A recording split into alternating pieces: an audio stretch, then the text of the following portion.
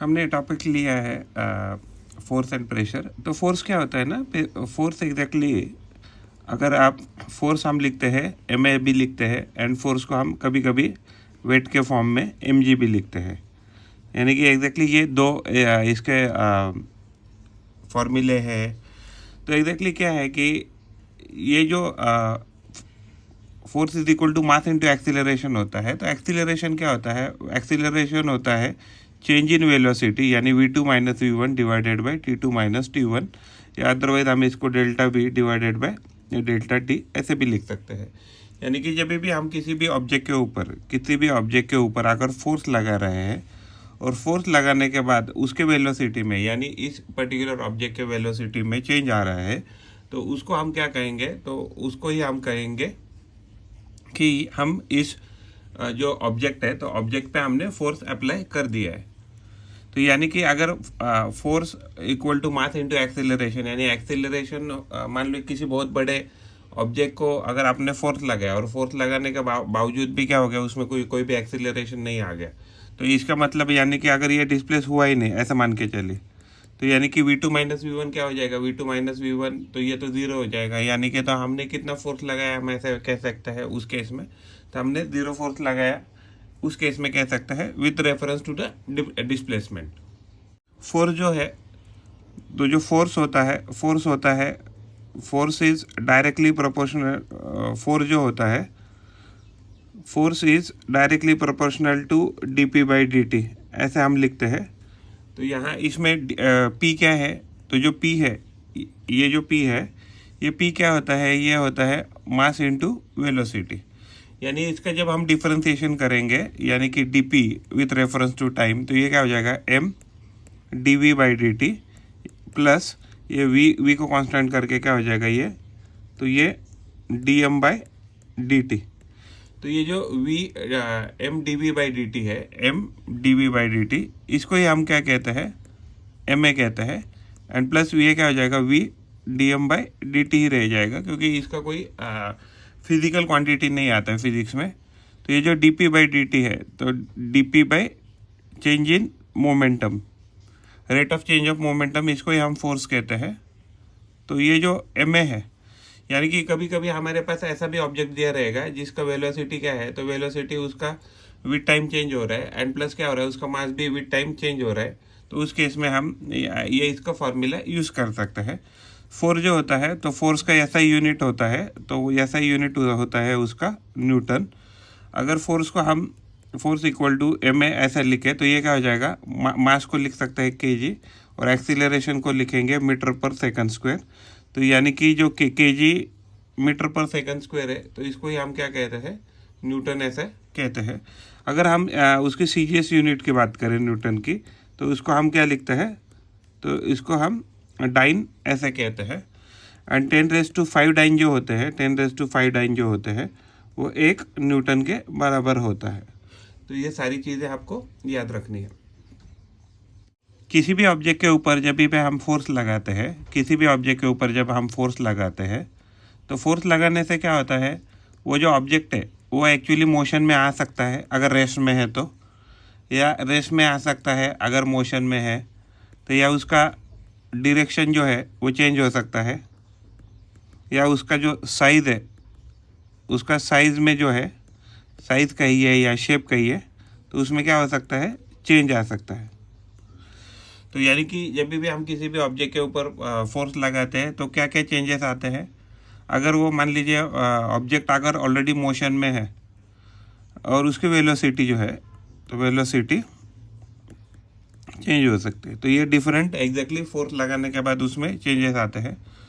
Rest में है तो मोशन में आ सकता है, मोशन में है तो रेस्ट में आ सकता है, या इवन मोशन में है तो और ज़्यादा उसका स्पीड बढ़ सकता है, चेंज डायरेक्शन कर सकता है फोर्स, उसके साइज में या शेप में चेंज आ सकता है, या अदरवाइज उसका जो है, तो उसका वेलोसिटी जो भी उसका करंट वेलोसिटी है, या हम उसको स्पीड भी कह सकते हैं। तो वेलोसिटी हो या स्पीड हो, तो वो उसमें क्या आ जाएगा, चेंजेस आ जाएंगे। फोर्स जो है वो एक वेक्टर क्वांटिटी यानी डायरेक्शन डिपेंडेंट है, या हम उसको कह सकते हैं कि फोर्स के पास क्या होता है, तो एक डायरेक्शन होता है। एंड फोर्स जो होता है, तो फोर्स जो होता है अगर फोर्स हमेशा किसी भी ऑब्जेक्ट पे लगने वाला फोर्स अगर अनबैलेंस्ड है, अगर कोई अनबैलेंस्ड अगर फोर्स है, तभी जाके एग्जैक्टली क्या हो जाएगा, उस ऑब्जेक्ट में क्या हो जाएगा, एक्सीलरेशन आ सकता है, या अदरवाइज वो जो ऑब्जेक्ट है वो मूविंग रह सकता है, ऐसा कह सकते हैं। फॉर एग्जांपल अगर हमने एक ऑब्जेक्ट लिया, यहाँ से उसके ऊपर एफ फोर्स लग रहा है, यहाँ से भी उसको इक्वली बैलेंस करने वाला एफ फोर्स लग रहा है, यहाँ से भी उसको मान लीजिए एफ फोर्स लग रहा है, और नीचे से भी एफ फोर्स लग रहा है। इस केस में क्या हो जाएगा, सारे फोर्सेस एग्जैक्टली कैंसिल आउट हो जाएंगे। जो एफ नेट है यानी जो नेट रिजल्टेंट फोर्स है उसका वैल्यू 0 आ जाएगा। और जैसे ही इसका वैल्यू 0 आ जाएगा, ये जो करंट ऑब्जेक्ट जो हमें गिवन ऑब्जेक्ट हमने कंसिडरेशन में लिया है, तो इसके पास कोई भी एग्जैक्टली मूवमेंट नहीं होगा या उसके ऊपर एक्सीलरेशन नहीं होगा। फोर्स जो होता है, तो फोर्स जनरली एक्चुअली दो प्रकार का होता है। तो फोर्स जो होता है दो प्रकार का होता है। एक उसकी कैटेगरी आ जाएगी कांटेक्ट, और दूसरी जो कैटेगरी है वो है नॉन कांटेक्ट। तो अगर मान लीजिए जब भी ऑब्जेक्ट एंड द फोर्स जो लगाने वाले हैं उसके बीच में अगर कुछ ना कुछ डायरेक्टली या इनडायरेक्टली कांटेक्ट होगा, तो उसको हम कांटेक्ट फोर्स कहेंगे। जैसे for example muscular force, friction force, तो ये क्या है, सारे कांटेक्ट फोर्सेस है।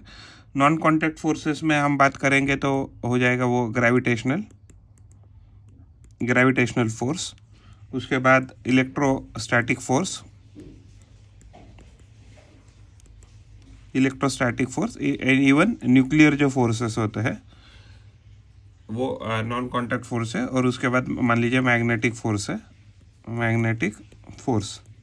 तो ये सारे क्या है, तो ये सारे जो है वो नॉन कांटेक्ट फोर्स है। कोई भी अगर आपने ऑब्जेक्ट लिया है और उस ऑब्जेक्ट को मान लीजिए आपने किसी लिक्विड में डाल दिया, लिक्विड हम जनरली बात करेंगे। अगर मान लीजिए किसी हम लिक्विड में कोई भी ऑब्जेक्ट अगर मान लीजिए डाल दिया, तो वो क्या करेगा, लिक्विड के जो भी एटम्स है, मॉलिक्यूल्स है, वो क्या करेंगे, उसको ऊपर पुश करने की कोशिश करेंगे। और उसकी वजह से क्या हो सकता है कि जो ये ऑब्जेक्ट है, तो ये जो ऑब्जेक्ट है, तो ऑब्जेक्ट नीचे फोर्स कौन सा लगा रहा है, mg लगा रहा है।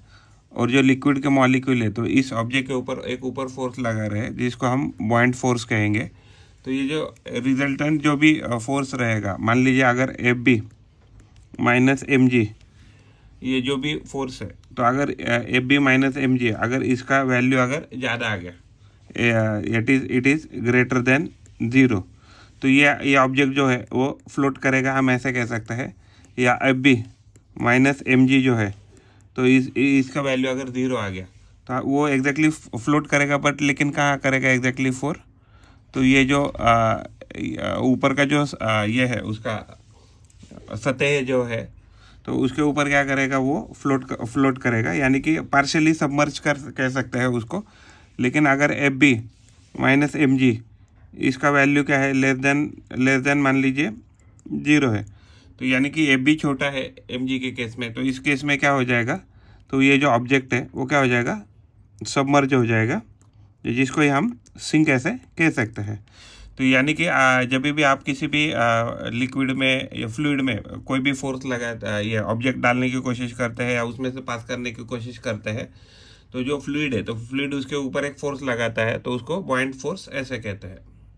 मान लीजिए ये पानी है या लिक्विड कह सकते हैं, पानी या लिक्विड कह सकते हैं। अगर इसके ऊपर उसमें से मान लीजिए हम ऑब्जेक्ट को यहाँ मूव करने की कोशिश करते हैं, तो ये क्या करता है कि लिक्विड के जो भी लेयर्स है, तो लेयर क्या करते हैं, उसको पीछे पुश करने की कोशिश करते हैं। लिक्विड की लेयर उसको पीछे पुश करने की कोशिश करते हैं। तो इस पर्टिकुलर प्रोसेस को हम क्या कहेंगे, तो हम इसको विस्कस ड्रैग ऐसे कह सकते हैं।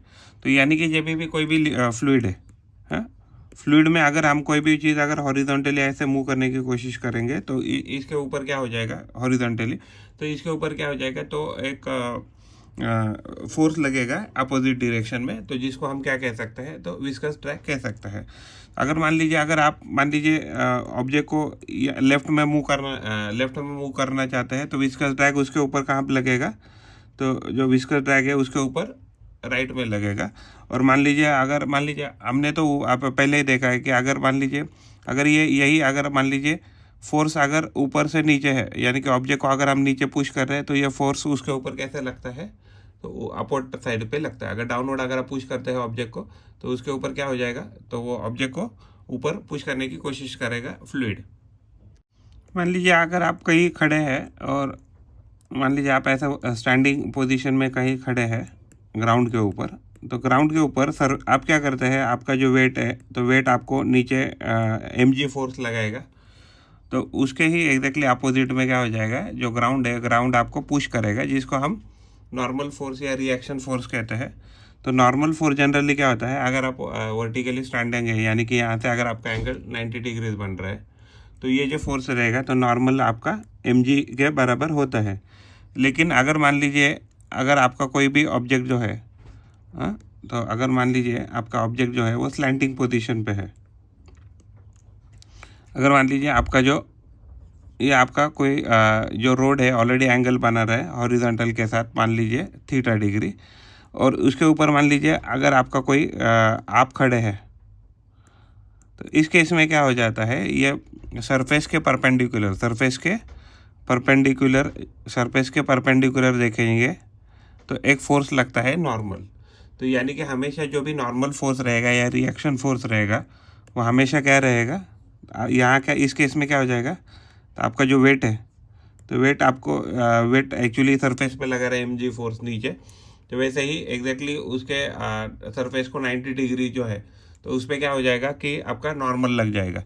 तो यानी इस केस में क्या हो जाएगा, मान लीजिए अगर हम इसके कंपोनेंट बनाए तो कंपोनेंट बनाने के बाद क्या हो जाएगा, ये जो नॉर्मल है, ठीक है, तो ये जो नॉर्मल है तो इसका एक कंपोनेंट तो इधर आएगा जिसको हम एग्जैक्टली जी कह सकते हैं, तो जी तो इस साइड लगेगा, राइट।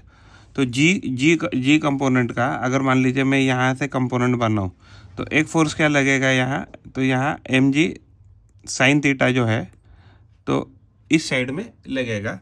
अगर हम एग्जैक्टली इस पर्टिकुलर चीज़ को अगर हमें यहाँ से ऐसे खींचूँ, हाँ, अगर हमने इसको अगर एग्जैक्टली ऐसे खींचा तो ये जो है तो ये क्या हो जाएगा, mg cos थीटा होता है। तो mg cos थीटा क्या है, तो mg cos थीटा इस केस में जो नॉर्मल को बैलेंस करने वाला जो भी फोर्स है, तो नॉर्मल इस केस में क्या हो जाएगा, mg cos थीटा आ जाएगा।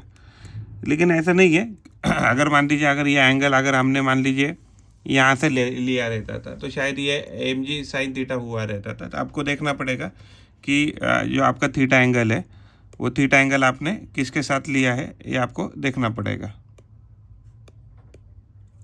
हाँ, तो आपको ये देखना पड़ेगा कि एग्जैक्टली आपने थीटा किसके साथ लिया है।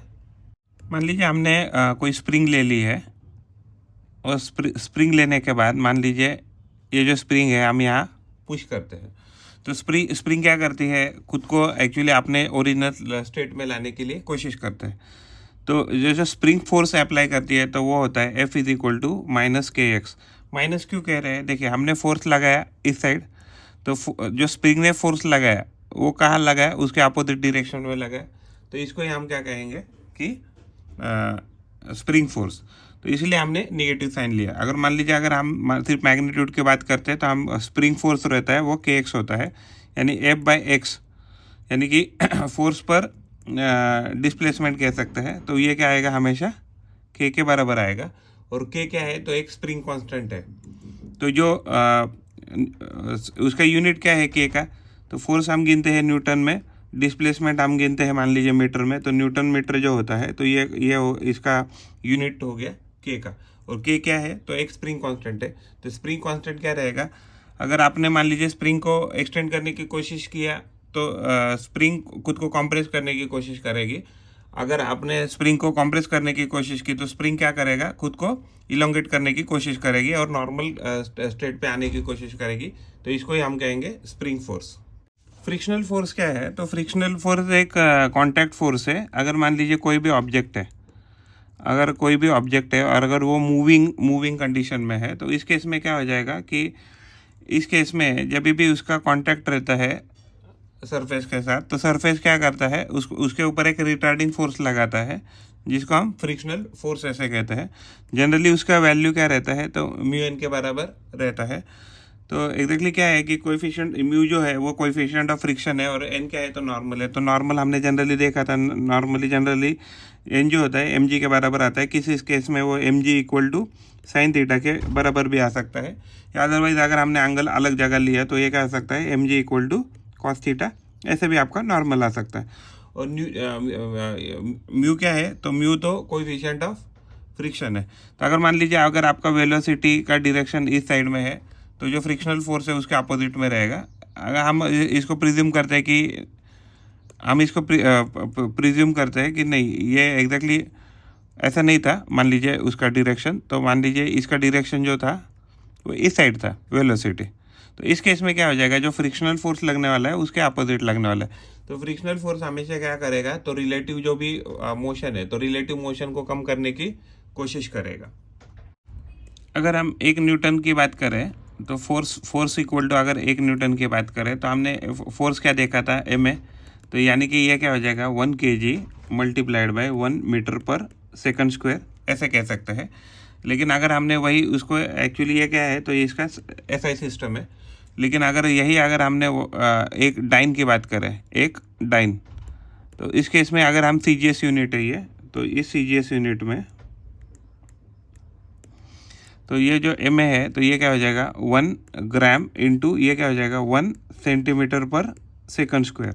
तो एक डाइन का यूनिट है फोर्स का ही, यानी कि एक जो डाइन होता है यानी कि 1 इंटू 10⁵ जो डाइन होते हैं तो ये किसके बराबर होते हैं, 1 न्यूटन के बराबर होते हैं। उसके बाद और एक कंसेप्ट पढ़ेंगे 1 kgf, यानी 1 किलोग्राम फोर्स। तो 1 किलोग्राम फोर्स कितना होता है, तो ये 9.8 न्यूटन होता है। कभी कभी MKS यूनिट का भी हमें यूनिट देते हैं, तो 1 किलोग्राम फोर्स जो होता है वो 9.8 न्यूटन के बराबर होता है। इनर्शिया क्या होता है, इनर्शिया के केस में मान लीजिए अगर आपने एक छोटा ऑब्जेक्ट लिया और छोटा ऑब्जेक्ट को मूव करने के लिए आपने फोर्स लगाया, तो अगर मान लीजिए उसके कंपेयर में अगर आपने बड़ा ऑब्जेक्ट लिया और उसको मूव करने के लिए आपने फोर्स लगाया, तो यानी कि जो भी अभी पहले आपने एग्जिस्टिंग फोर्स लगाया था छोटे ऑब्जेक्ट को मूव करने के लिए, वो एक्चुअली सफिशिएंट नहीं होगा बड़े ऑब्जेक्ट को मूव करने के लिए। तो यानी आपको यहाँ क्या करना पड़ेगा, बड़ा फोर्स लगाना पड़ेगा। तो यानी कि छोटा जो ऑब्जेक्ट है, जो छोटे मास का ऑब्जेक्ट है, छोटा ऑब्जेक्ट इन द सेंस हम मास की बात कर रहे हैं यहाँ, तो जो छोटा मास का ऑब्जेक्ट है तो उसको आपको मूव करने के लिए छोटे फोर्स की ज़रूरत है, और बड़ा जो ऑब्जेक्ट है तो उसको आपको बड़े फोर्स की, बड़े मास का ऑब्जेक्ट है उसको मूव करने के लिए बड़े फोर्स की ज़रूरत है। तो यानी कि इनर्शिया क्या है, एक प्रॉपर्टी है ऑफ द ऑब्जेक्ट या फिजिकल क्वांटिटी। जो भी मैटर है तो मैटर का क्या होता है कैरेक्टरिस्टिक्स की, जो भी उसके ऊपर अगर फोर्स लगाया जाए तो वो क्या करता है, वो उस फोर्स को हमेशा अपोज करने की कोशिश करता है। यानी कि अगर वो रेस्ट में है तो रेस्ट में रहना चाहता है, अगर वो रेस्ट में है ऑब्जेक्ट तो कहाँ रहना चाहता है, तो रेस्ट में रहना चाहता है। अगर वो मोशन में है तो कहाँ रहना चाहता है, तो मोशन में रहना चाहता है। यानी कि वो जो भी change of state of motion है उसको अपोज करने की कोशिश करेगा। तो जितना छोटा ऑब्जेक्ट रहेगा वो जितना उसका छोटा इनर्शिया रहेगा, और जितना बड़ा ऑब्जेक्ट रहेगा उसका उतना बड़ा इनर्शिया रहेगा। तो यानी कि ये क्या होता है, इनर्शिया किस पे डिपेंडेंट है, तो इनर्शिया जो है वो मास डिपेंडेंट होता है। इनर्शिया जो होता है, inertia is directly proportional to mass of the object. तो जितना आपके पास मास ज़्यादा रहेगा किसी भी ऑब्जेक्ट का, तो उसका इनर्शिया उतना ही ज़्यादा या कम हो सकता है depending on its mass. Linear momentum क्या है, मान लीजिए आपके पास एक ऑब्जेक्ट है और वो ऑब्जेक्ट मान लीजिए v वेलोसिटी से कुछ चल रहा है, तो यानी कि इसका कुछ मास m रहेगा। तो लीनियर मोमेंटम है तो एक स्केलर क्वांटिटी है, तो लीनियर मोमेंटम का फॉर्मूला है m.v। एग्जैक्टली डॉट नहीं है, एग्जैक्टली ये हम कह सकते हैं it is not dot product, क्योंकि ये तो क्या है कि ये एक स्केलर क्वांटिटी और वेलोसिटी क्या है, तो वेलोसिटी एक वेक्टर क्वांटिटी है। तो यानी कि जो लीनियर मोमेंटम है, तो यानी कि कोई भी अगर मान लीजिए स्ट्रेट लाइन में अगर कोई ऑब्जेक्ट चल रहा है या कोई वेलोसिटी के साथ कोई ऑब्जेक्ट चल रहा है, तो उसके पास उसके मास और उसके वेलोसिटी की वजह से एक एनर्जी आ जाती है, या मान लीजिए कोई तो ताकत आ जाती है, कोई तो एक यूनिट आ जाता है। हम इसको एक प्रकार का फॉर्म ऑफ एनर्जी कह सकते हैं मोमेंटम को। तो इसका यूनिट हो जाएगा, मास को हम गिनेंगे kg में और इसको गिनेंगे मीटर पर सेकंड। तो लीनियर जो मोमेंटम है, तो लीनियर मोमेंटम का जो फार्मूला है तो वो है m.v या mv ऐसा भी कह सकते हैं। तो जो मोमेंटम है वो तो क्या है, तो एक वेक्टर क्वांटिटी है। तो उसका ही एग्जैक्टली हम यूज़ करके क्या होता है फिजिक्स में force is directly proportional to rate of change of momentum हमने ये देखा था।